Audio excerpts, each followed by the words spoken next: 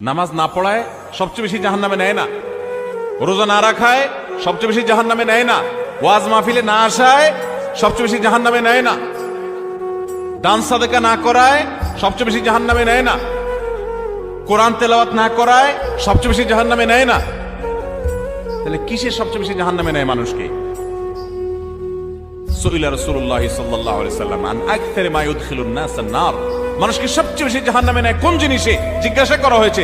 নবীজি বলেছেন দুই জিনিস, আল ফামু ওয়াল ফারাজ, মানুষের জিহ্বা, মুখ এবং লজ্জাস্থান, এই দুইটা অঙ্গ মানুষকে সবচেয়ে বেশি জাহান্নামে নিয়ে যায়। সবচেয়ে বেশি জাহান্নামে নিবে এই দুইটা অঙ্গ। নামাজ পড়ে, দাঁড়িয়েও আছে, কিন্তু ফেসবুকে তলে তলে জেনা করে, চ্যাট করে, এটা তো জেনা।